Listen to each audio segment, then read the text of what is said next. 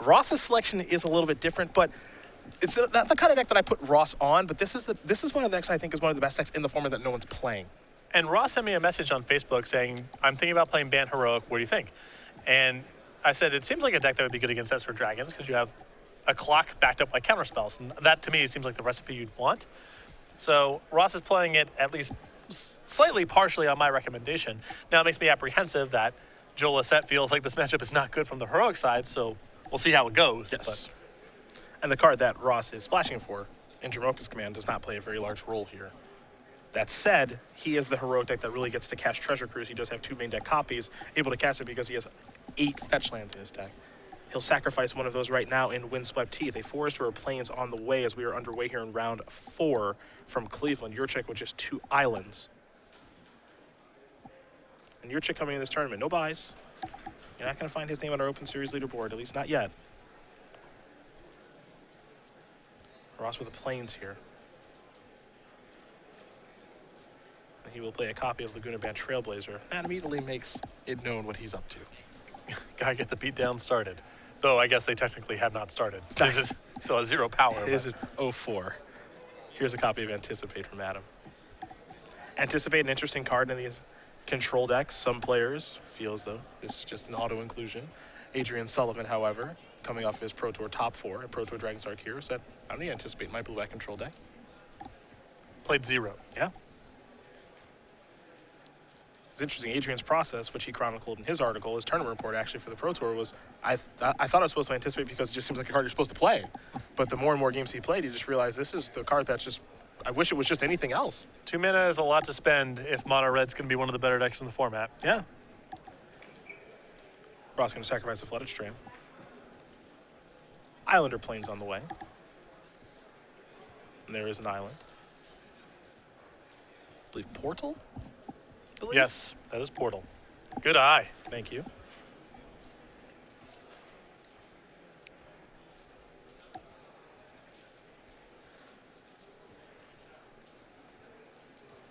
It's a Hero of Iros. Now if you're Ross, and you see your opponent start with 2 islands and anticipate and then play a swamp, I think your assumption is Esper Dragons for this particular weekend. Maybe previously it was blue-black control, but I think if you're Ross this week and you're thinking, okay, this is some sort of Esper Dragons, a Dissolve, a Dig Through Time deck. Yeah. Until you see evidence to the contrary, I would just assume that it's Esper, maybe blue-black dragons, but probably just Esper Dragons. Dissolve will resolve for your chicks and leave that top card on top. Here's a copy of Defiant Strike on the Laguna Band Trailblazer. So those beatdowns that you were looking for, they're finally here. Trailblazer's all grown up. Yep. Got a point of power and everything. It gets in for 2 that turn. Defiant Strike gives a little bonus as well. So look at that Trailblazer go. Good deals all around. Now, a card that has made things a little bit worse for Heroic strategies, in my opinion, is Foul Tongue Invocation. Yes. Before, you could go pretty crazy. The format was light on edicts, and now the most popular deck in the room is playing 3 or 4 copies, and that's not good news.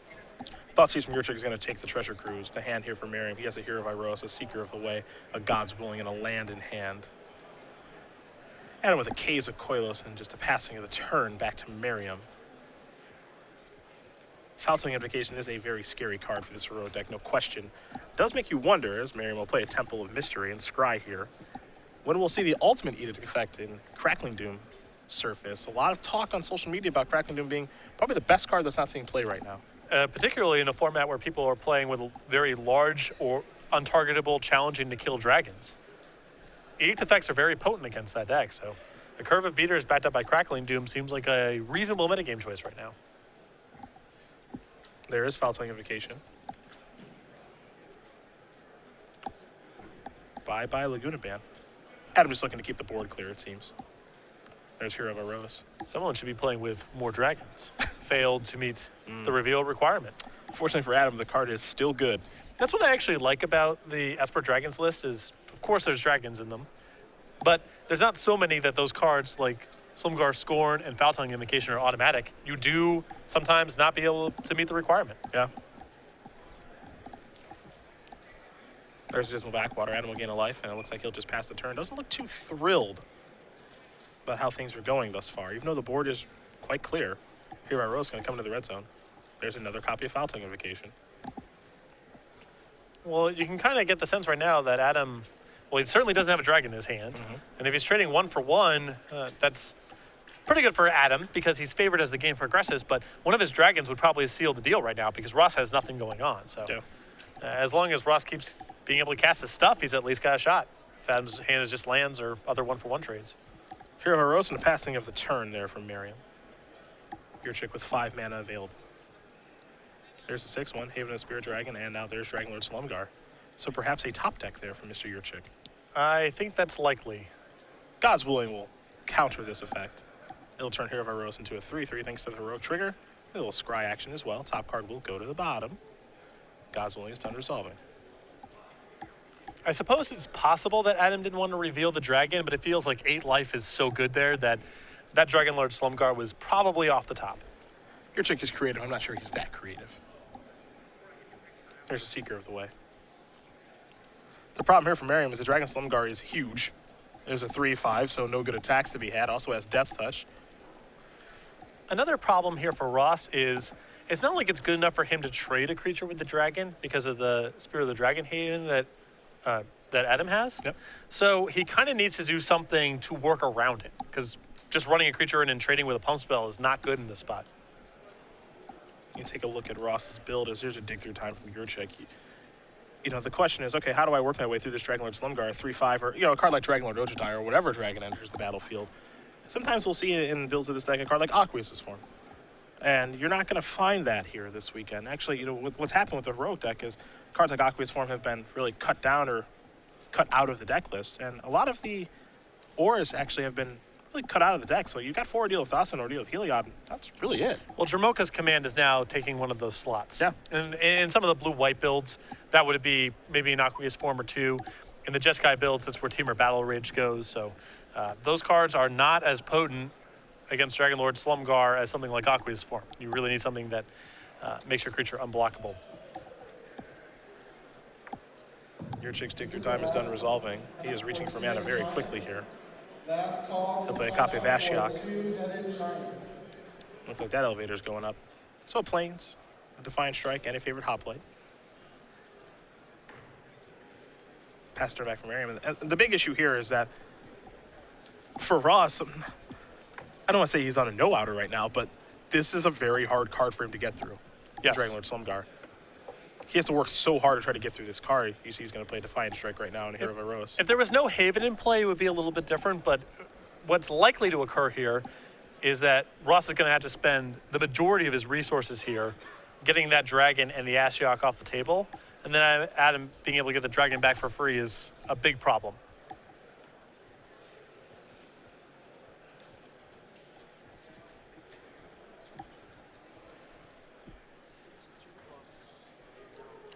See what else Ross can get together here right now, because he is certainly in a difficult situation. The longer the game goes like this, the better it is for Yurchick. And Yurchick's draws are just better than Merriam's. Especially now with Ross having only 1 Treasure Cruise left in the deck. Yep. One being tagged earlier by Thoughtseize. He's not drawing to a ton of productive cards.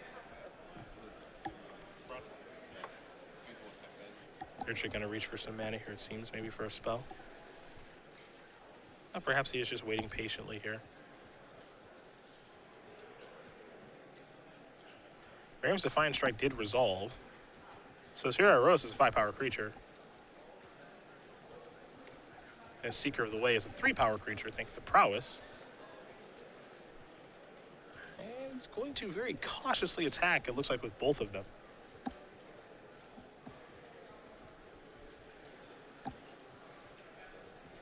No, it seems that Ross is very unsure of himself on what kind of attack he wants to make here. A lot to play around in the spot, and if something goes amiss with this attack, it's probably over. Yeah, Ross is already barely hanging on in this game, in my opinion.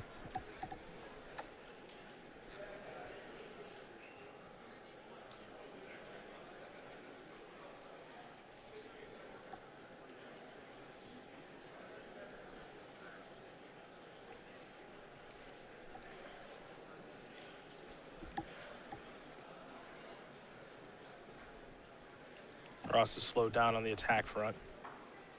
He's going to play a copy of God's Willing now. Going to use that aggressively, looking to force through some damage. trigger Heroic as well. A sign of desperate times. Yeah, to say the least. Here's a dissolve from Yurchick.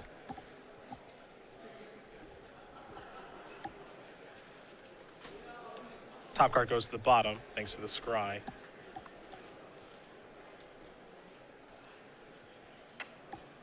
Can't forget that prowess to trigger again, so it's a 4-power Seeker of the way.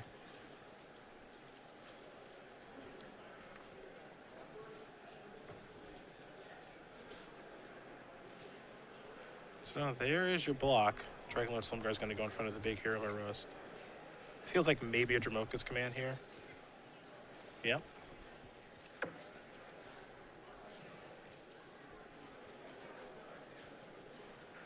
So you'll see Seeker of the way get a little bit bigger.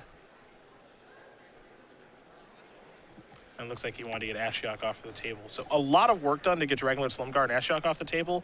We'll see how much that actually accomplishes, though. I mean, the Haven's still in play. Yep. And Yurchick has cards in his hand. And a lot of light to work with, too. I mean, that was a very long and complicated turn there for Ross. If you saw, he was just trying to plan everything out. Looks like he used all of the cards that he had available because he's left with just a Mana Confluence in hand. But he has to hope that Adam has not very much going on right now, and I just don't think that's the case. It does not appear to be the case if Adam's setting aside some of his graveyard here to dig through time. Yep. And he will dig right now. So, of course, this means he'll take a look at the top 7 cards, and he'll take 2 with him. And Adam's got so many good draws from here. Yeah. It does not take a lot for him to close the door on this game. Removal spells, counter spells, other card drawing, any dragon, just Crux of Fate, Bioblight. I mean, Adam did not immediately take Bioblight, Crux of Fate.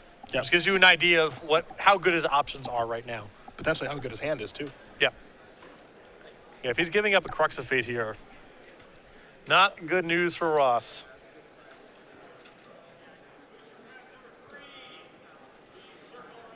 Looks like he has found a combination of cards that he's happy with as Dig Through Time is done resolving. His land for the turn is Dismal Backwater. He'll gain a life. He'll pass the turn back over to Merriam. Merriam will draw. He's in here for 3. Yurchick will take the damage, perhaps using his life as a resource. Haven and the Spirit Dragon will be sacrificed. Dragonlord Slumguard is coming back to the grip. This land is no joke, by the way. Low opportunity cost, and, you know, one game out of whatever it is, 10, 15, doesn't have to be a high number where you're able to rebuy Control Magic. Yep. Your huge flyer is pretty impressive. Or Dragonlord Ochitai or whatever. Yeah, Ugin. See if Adam's going to take this hit, too. Looks like he will dig through time. Yeah, Adam is not even in a rush to get the Dragon Lord back into play. He's got enough life to work with where he wants to set up the perfect hand and leave Ross with no hope of getting back in. This is a great demonstration in patience, and this is something that I personally have gotten to watch Adam do a lot over the course of his career. He's very skilled at playing control decks and saying, okay, I don't need to kill this creature right away. He started all of this at 17. And he knows he's not going to get burned out in this kind of matchup. Yep. It's not like he's got to worry about Stoke the Flames or Atarka's commands finishing him off. He can use his life total as a great resource here. There's no haste in Ross's deck, so he can be as patient as he wants to be. And he can basically set everything up and make his changes the way that he wants to make them. There is Dragonlord Ochitai with 2 mana available. You have to imagine that's for Slumgar Scorn, Bile Blights, whatever. Some answer. Wouldn't surprise me if Ross attacked if Adam blocked and was anticipating being able to use one of his removal spells or counter spells here to trip Ross up inside of combat. Now there's an immediate block because this makes Ross have to have something, and he has in the copies of Giant's Presence. This will trigger Prowess, and if Giant's Presence resolves, then it won't be bad, but Slumgar Scorn is pretty predictable there. It's going to counter a Giant's Presence. Won't stop the Prowess, so we'll see a trade, but that's fine. Adam just wants to exhaust all of Ross's resources. Yep. Remember, he still has Control Magic left in the chamber. Yeah. For somewhere down the line, so. He's another Dragonlord Ochitai now, too. And this will be our first time today to just see Dragonlord Ochitai really just go to work. Not sure how many more turns of this Ross wants to play. And it's funny because Ross is at 28, but all it takes is 1 hit.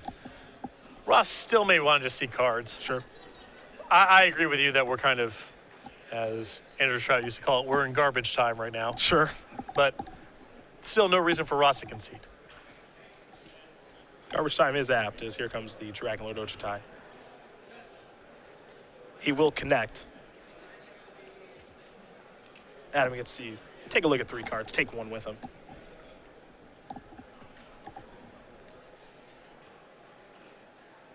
And see, all it takes is one. Okay. All it takes is one hit. There's no coming back from this thing. That thing hits once. A heroic deck doesn't have removal for it. I think we all know that. It's really funny. Those are moments that I love in tournament Magic because it's one of those things where there's literally no upside to playing the game on. Okay. Because you get to see cards, there is upside to playing the game on because you get to see cards, and there's some small chance that Adam commits some violation where maybe you get to pick up a game for free. Sure. So from a strict, game theory standpoint, you should always play it out until the end. But different people have different levels of tolerance for just getting their head kicked in. At some point, some people just say, I've had enough, even though if you were strictly focused on just winning the tournament, you should play it out there in those spots. So I just love to see what different people's thresholds are. There's some people like Reed Duke who'll he'll just take it all day long. That guy just never quits. 5 more. I'm down to 13 or whatever. That's fine. Right. There's players like me who probably would have conceded to the Slumgar scoring. And then there's the everything else in the middle. So I love seeing it. We'll take a look at the sideboard. We'll start with Ross. He's got a couple copies of Aqueous Form here, 2 of those, 3 copies of Encased Ice, 3 Stubborn Isle, 2 Disdainful Stroke, 2 Treasure Cruise, in Island as well. It looks like a couple copies of Glare of Heresy. But those don't look like those are going to matter all that much. Looks like maybe an Ordeal of Heliod as well. But I think the Stubborn Isles and maybe even Aqueous Form are going to be pretty good here. I like the blue cards a lot here, the Stubborn Denials, the Disdainful Strokes, the Treasure Cruises. I think Aqueous Form is a reasonable card to bring in. Keep in mind, Ross has Dromoka's Commands and Ordeal of Heliod that needs to get out of the deck in any case. So on Adam's side, he's got a couple copies of Drown in Sorrow, 2 of those, 2 Bile Blight and Ultimate Price, and Ugin the Spirit Dragon, 2 Disdainful Stroke, 2 copies of Tassiger, along with a Dragonlord's Prerogative, and a couple of other interesting options that I don't think are going to play a huge role in this matchup. Stratus Dancer as well. Yeah, so what I like here are the 2 copies of Bile Blight, the Ultimate Price, and I do think that Ugin is a fine way to try to lock up the game. It is really expensive, but it is a hammer lock if it shows up. So compared to some of the other expensive cards that are in Adam's deck that aren't game winners if they show up, I think 1 Ugin is reasonable to bring in. Well, these players will shuffle up here for game number 2, and we will talk about someone who's not from Cleveland but grew up pretty close by, and Patrick Chapin from Detroit, Michigan. He's got books, 2 of them, that are available. 2 books here, Next Level Magic. Very, very good in terms of working on your Magic game and next level deck building. Just by far the best book that's ever been written about the art and science of deck building. They're both available on paperback and ebook. Especially exciting for Next Level Magic as it's been sold out of paper book for quite a while now. They're available right now at starcitygames.com/nextlevel. The Innovator, maybe with a 3rd book on the way. Who knows? But definitely check out those 2 as they are fantastic reads. Very excited. I got a text from Chapin a few days ago asking for my address so he could send me a copy of the book, very nice. which I very much appreciate, and will be my airplane reading once I'm done with my current book. Good on you. I can definitely appreciate that. Try to have some airplane reading. Can't read The Economist anymore? I mean, that's an hour's worth of reading, and a lot of the flights are longer than that. Okay. Hour and a half, depending on my interest level in the various topics. Get yourself a nice book.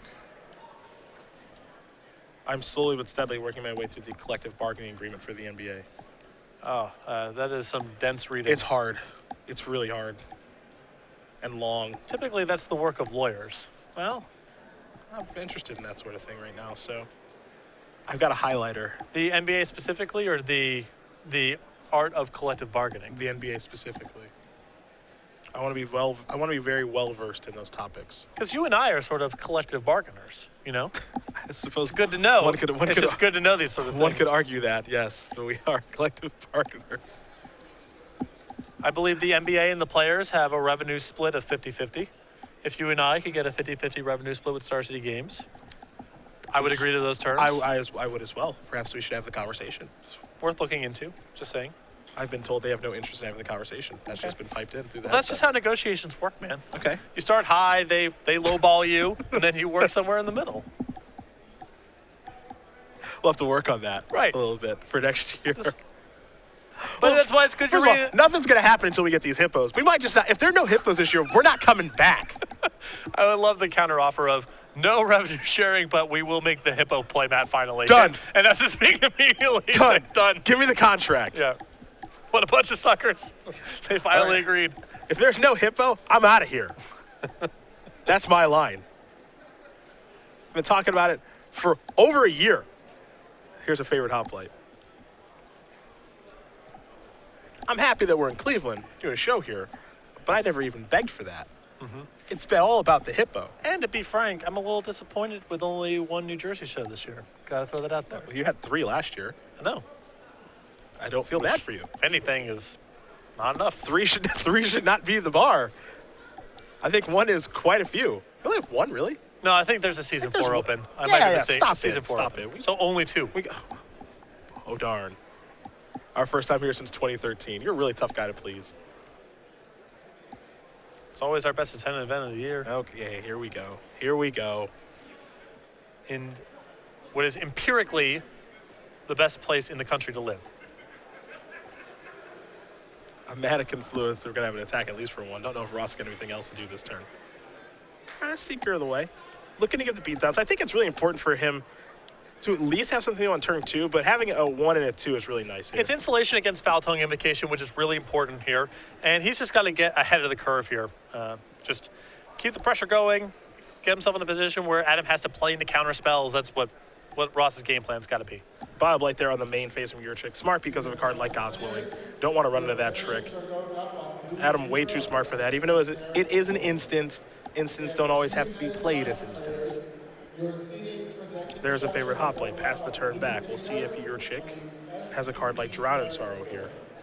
I'm interested to see if Adam brought it in. It's a card initially when I was covering the standard format where I thought that just comes in against heroic decks. Now I'm more of the opinion of when you're on the draw, I don't think the card's very good. It's very easy for them to outpace it. Defiant Strike on a favorite hoplite. See if Yurchick has a response. He has a Bioblades. Merriam has in a Johnny's Presence, which will, in a weird way, work because he gives +1/+1 and then a hero trigger, so this will work. And we're also got some prowess triggers here from Seeker of the Way too. Can't forget about that. Yeah, this has the makings of a very good turn here for Ross. Got to do some counting now. Figure how much damage he can deal. Manic Influence going to be tapped for some mana. Maybe another Defiant Strike. Yep.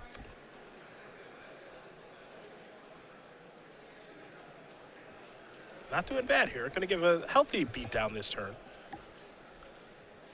Don't have to worry about a card like Murderous Cut. Not enough cards in the graveyard. So life is pretty good here for Ross, all things considered. Another Manic Influence. And now a passing of the turn over to Yurchick. And Ross gets to do all this with a second creature in play, which is important for his clock and to protect himself from foul tongue invocation. Still gets to keep his Big O. Dismal Backwater, a little life gain here for Yurchick. See Adam at 9, Merriam will untap. Take a draw here. Temple of Plenty was the draw step.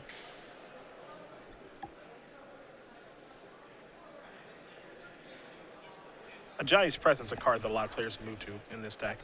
It's interesting, we've gone through so many different effects in Heroic to go along with God's Willing. We've seen players with Feat of Resistance, Center Soul, other options. Here's a Treasure Cruise. That's going to be a Foul Tongue Invocation. See if Adam has a Dragon to reveal. Doesn't look like he does. Seeker of the Way will be sacrificed. Cruise is going to resolve, so Ross is going to draw a couple of cards here. Looks like Disdainful Stroke was one of them. Talk about another card that swings a lot on the play versus on the draw. Foul Tongue Invocation in this matchup feels like going to be a lot better. If we go to game 3, it's going to be a lot better for Adam game 3 than it was right there. Yeah. And for 4, and the follow-up is another copy of Favorite Hoplite. Again, very important because of Foul Tongue Invocation. So Yurchick is going to untap, take a draw step. Does mean Crux of Fate's very solid right now. Yeah. It's interesting because what are you supposed to play around here? You're supposed to play around, like, this is what makes it difficult, right? Am I supposed to play around another copy of Foul Tongue Invocation? Am I supposed to play around a card like Dragonlord Ojitai, where I just want to have another creature on the battlefield? Or am I supposed to play another threat and potentially get ruined by Crux of Fate? It depends. I'd be surprised if Ross had literally nothing left over, but I think he's just got to keep playing to the board in the spot. Just the one creature is not going to be good enough, especially if it doesn't have protection for Foul Tongue Invocation in his hand already. There's Bioblight. Adam very quickly sacrificed that Flooded Strand, too. You don't see Adam move that quick that often, but this is a really nice turn for him. Bioblight and Foul Tongue Invocation are going to get the job done, clear the board up. We'll see what Ross has left in reserve. There's at least one Treasure Cruise. Actually looks like two.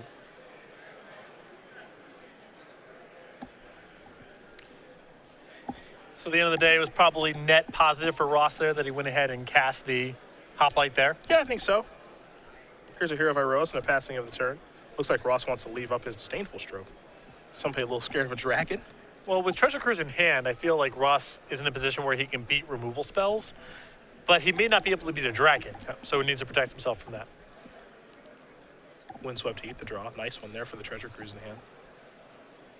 He'll play and sacrifice that. Ross going to go down to 19. Life total doesn't really matter all that much for him, however. Interesting here that Ross, compared to the build we saw Tom Ross play in Syracuse, playing a lot more temples.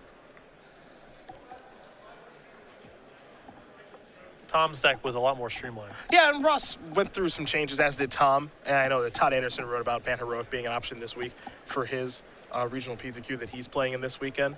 I think he said he was going to play that deck, and the build has changed quite a bit since Syracuse when Tom did make the top 8.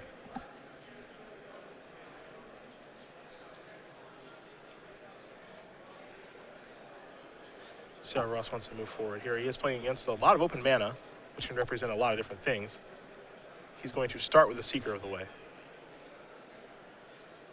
Now he will attack. I think Ross just wants to see if there's Foul Tongue Invocation in the hand. Yep, that's a Bioblight. And what's nice there is that if there's a removal spell, it's another card in the graveyard for Treasure Cruise. Exactly. And now here is Treasure Cruise. Conveniently going to cost 2 mana, which means he can't leave Disdainful Stroke up.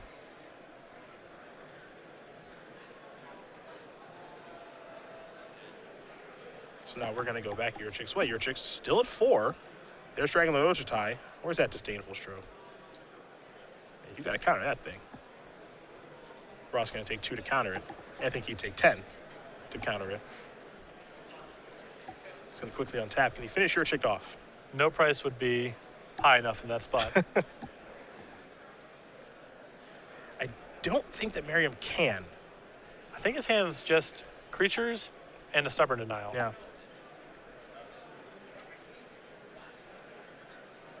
So now you've got this little game yet again of, all right, how much am I supposed to deploy? He's going to deploy his favorite Hoplite and pass the turn back. Yurchick does not find a good draw. He will concede the game. So Ross Merriam's going to tie things up here against Adam Yurchick. Ban Heroic and Esper Dragons, well, they're going to play a third one. And again, the counter spells are so important for aggressive strategies to beat the Esper Dragons list, particularly Disdainful Stroke, because the Dragons are good enough to catch up someone who's behind on the board because they're so large and their impact on the board is so significant. Looks like Adam's going to go back to the drawing board. Perhaps Ross will too. While those players do that, we will talk about our IQ circuit. We've actually got some new IQ stuff coming out right now. Not hard to get signed up, and if you do have them, you can have the modern, you can have the premier ones like we have at our Open Series events. You can have our supers, our elites, a bevy of options available, which is what really makes the IQs pretty sweet. Well, it's a great opportunity just to have some more local organized play if that's what you're interested in. If you want to qualify for the Invitational, well, that's why they're called Invitational qualifiers. It's the best route. Smart best route to branding. do that. On top of that, for many of our players who are competing in the Players' Championship, this is where they do a lot of the work. And for players like Anthony Lowry, who currently has 2 buys in our Open Series, most of the points generated have been from the IQs. All these kits come with playmats, dice bag, creature collection pins, top 8 pins, premium vouchers. Some of this stuff is for everyone who signs up. Some of this is top 8 exclusive, and you can always find out more information at StarCityGames.com. IQ is very helpful for a lot of players who played in our Players' Championship last year. Kevin Jones, Jim Davis, Logan Mai, Stephen Mann. It's just a nice way to have competitive play at your local store. Yeah, and that's what I really like about Star City Games' organized play, especially now with Game Night. I mean, from Game Night to the IQs, it feels like if you're looking for some pretty casual, just get people to show up and play some games and check out your store, Game Night fills that option. And then if you're looking to ratchet up the competitive organized play at your store, and the IQ circuit can do a lot of work there as well. Didn't have stuff like that back in our day. Well, I played during Arena, Okay. which is, I guess, kind of like SCG Game Night, just not quite as well run. I just had box tournaments, and I had the local Wednesday tournament.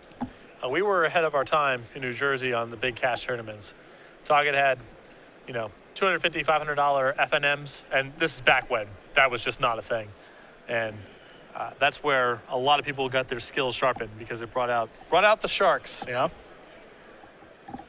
I just had the old $5 box tournament at the local store every Saturday. We have some FNM top 8s that are better than most Grand Prix top 8s. We'll go through the archives and find it, but I think we have some 1,000 lifetime Pro Point FNMs. Nice. Top nice. Remember there was Gerard Fabiano among them. Of course. Of course. One of my favorite Adam Yurchick memories is we top 8'd a PTQ together in Detroit, where the top 8 was Adam, myself, Kyle Boggamies, who is a Pro Tour runner-up, and he got 9th place at Pro Tour Dragon's Dark here, Grand Prix champion as well. Some guy named Owen Turtenwald. Some guy. And some guy named Patrick Chapin. Yeah. Good squad. Yeah, not bad. And Patrick, I think, if memory serves, conceded to Kyle in the finals. Chapin playing Next Level Blue, not much of a surprise there. And Kyle Boggamies playing Zoo. But that was a loaded PTQ to start with, and it was a loaded top 8 as well. A really fun tournament to play in, actually. I got knocked out by Chapin in the quarterfinals. I was playing a destructive flow strategy. You seem like the type. A very bad deck. And Destructive Flow did have a place in time. No, yeah, I mean, it was good in that particular format. Looking back at some of the decks I've qualified for Pro Tours with, and I did win a PTQ with that deck the next week, and that deck was not good. It was not good. But sometimes Tarmogoyf and Dark Confidant and a combination of cards is good enough. Yep. Sometimes I wonder if Destructive Flow will ever get a chance to shine in Legacy. I doubt it just because it's worse most of the time than Blood Moon and way harder to cast. Yeah. But I wouldn't mind seeing the occasional lock. Could bring it back. Yeah, you can cast that thing on turn 2. Oh, yeah. Good night. Turn 1 Swamp, Simian Spirit Guide, Elvish Spirit Guide. We're done. Yep. That's all of it. See you later, man. A Dismal Backwater to start things off here for Yurchick. Destructive Flow, very powerful on a Chrome Mox. Oh, yeah. Yeah, that's right. Really good stuff. Oh, the Trailblazer. More protection from Foul Tongue Invocation. It's going to die to an ultimate price. There's a Temple of Enlightenment from Ross. Let's see if he has another 1-drop here. He does not, which is really good news for Yurchick. He'll play a Thoughtseize, get a good look at Merriam's hand. A God's Willing and Battle-Wise Hoplite. 2 copies of Defiant Strike. Let's make it 2 copies of God's Willing, and then an Ordeal of Thassa. I think Adam is going to select Battle-Wise Hoplite and leave Ross with a hand of creature pump spells. Good commentary. These are the risks when you're playing heroic strategies. You only got so many creatures, and Thoughtseize into removal spell. Sometimes your hand just doesn't function. Take a draw. That's a good draw. That's a big one. That's a favorite hoplite. Yurchick will draw. Pluto Delta is the land. Passing of the turn. Merriam will draw. Monastery Mentor is what he's picked up. He's going to play a Defiant Strike. And Adam's going to play a copy of Foul Tongue Invocation. Another Defiant Strike. So that one's going to resolve, as Ross is on the hunt for lands. Doesn't get to draw a card from the second Defiant Strike, or the original one. Pass that turn back over to Yurchick. He has found a Hero of Iroas for his trouble, so he's at least found a backup creature, but the tempo of the game right now going very poorly for Ross, and if Adam has one of his big plays, Think Through Time, one of his dragons, Ross is going to be struggling this game, I suspect. And this is the kind of turn where if Adam just sacrifices his fetch land, plays the 5th land, draws Strangler Ojutai, game's basically done. Yeah.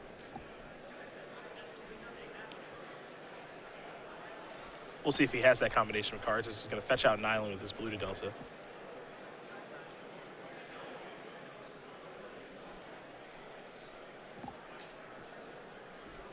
one of those spots where Ojutai is super safe.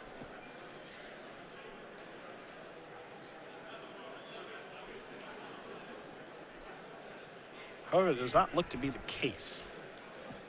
The 5th land is a Temple of Enlightenment, one that enters the battlefield tapped. Yurchick going to take a look at the top card. It's going to become the bottom. We'll head back Merriam's way. It's got some real catching up to do. Favorite hoplite to draw. See if Ross is willing to tap out this turn for Hero Rose. Looks like he is.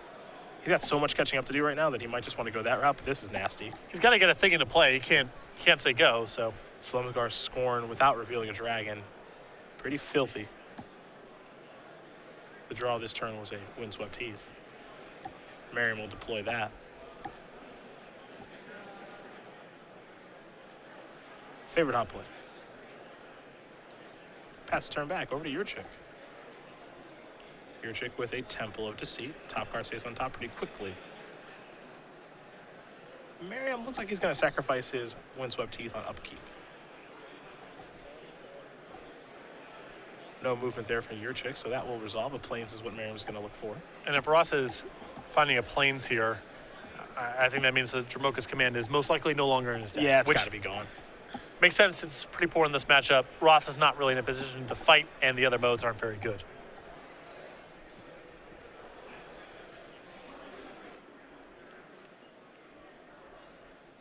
So Merriam will draw a card here for his turn in just a moment. Picked up another copy of Favorite Hoplite. It's an ordeal.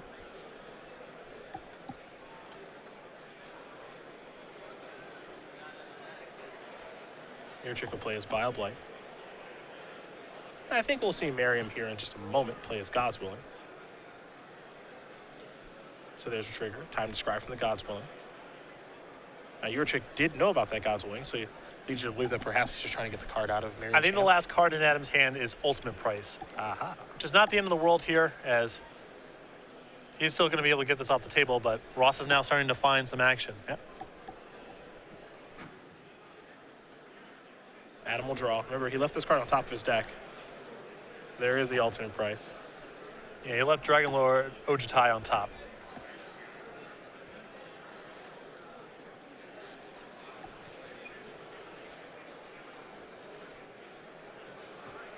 Merriam with a decision to make. He's going to go with Monastery Mentor. That's going to resolve. Let's go back to Yurchick. He's tapping 5 mana. There is Ojutai.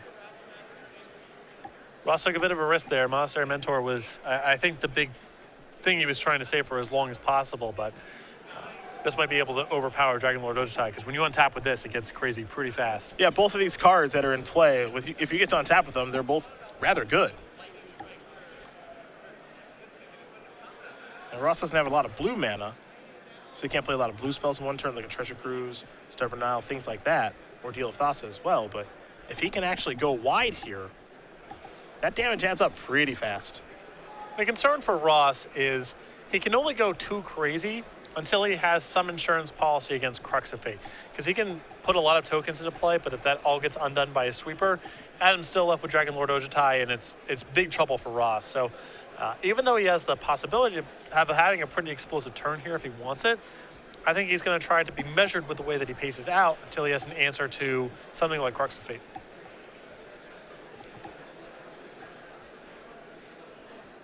And it's not just about playing around a Crux of Fate off the top, because Adam's going to get 3 looks of it from a Dragon Lord Ojutai hit.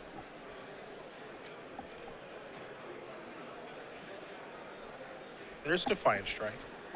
And a Jacob Wilson Monk token. Making its debut. How about that?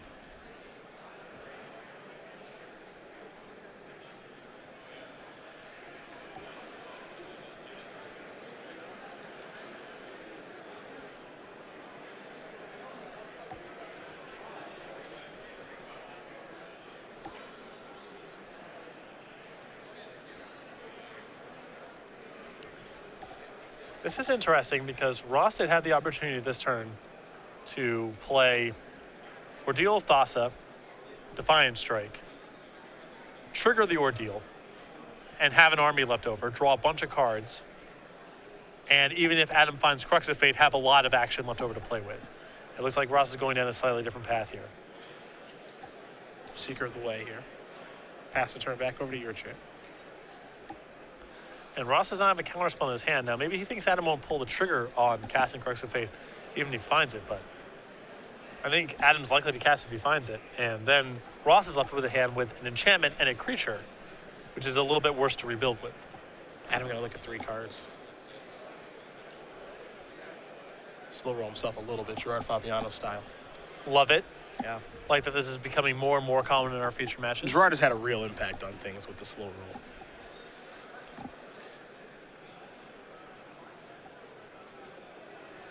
He's found a card he's happy enough with. There's a Dismal Backwater.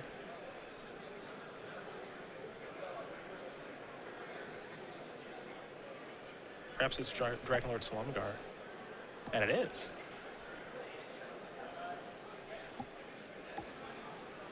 It's going to target Monastery Mentor, but Merriam with the God's Willing at the ready. That means another monk token. A lot of triggers here too, a bunch of prowess as well. None of that going to matter too much on this particular turn, but could matter here in just a moment. Yeah, Ross has built himself a nice little army here. Yeah, what he wants are spells. He's doing a really nice job of going wide, creating a bunch of small creatures. I think he's trying to figure out if he can get a kill now with the way he's doing math. The tough thing is that he wants to get this game over with quickly because, well, Yurchick trying to do the same thing. And Ross is still quite vulnerable to Crux of Fate, even with all the work that he's doing right now. So it's got to be very worrisome with Adam getting his draw step, a trigger from Dragonlord Ojutai, other card drawing effects in his deck. Even though Ross is generating a very nice advantage right now, game's not over by a long shot. Ordeal Thassa is, well, it looks like it's going to be cast. The question is, what does he want to cast it on? He's going onto a monk token here. It implies to me that he's trying to get a lethal attack this turn. He's trying close to it. Trying to spread as much as he can. So there's a counter. Monastery Mentor is going to be blocked. So Seeker of the Way is going to come across for 3. One of the monks will come across for 3, and another one will come across for 2. It's a pretty good turn. But short of lethal. Yeah. And, again, Adam's still definitely getting his looks here.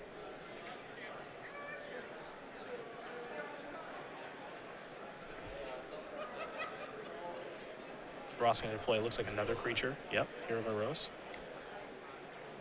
There is a Windswept Heath and pass the turn back. So he's really moved in quite a bit here. To say the least. Yeah. He has really played most of his stuff. If he gets hit with a sweeper here, it's not like the Hero of Iroas left in his hand means anything. Yeah. There's a temple. That's where Adam's going to start. That card's going to be bottom. Feels like he's on the hunt for Crux. I'm guessing yes. Hey, Bile is still fine here. That's true. You know, that's still a really good option. And if Drown in Sorrow's in his deck, then Drown in Sorrow is very, very live here. With Yurchick here at 2, Yeah. gotta figure out what to attack with. Adam might have been figuring the same thing, like I'm on a sweeper or bust, so maybe I'm supposed to get in with Dragonlord Ojutai as well, or Slumgar as well, but looks like it's just Ojutai. Drown in Sorrow, Crux of Fate. He's got a lot of good ones. Yeah, Drown's great. He even has, I think he may have enough resources to take a dig through time and look that way. Adam just going to pass the turn back, though.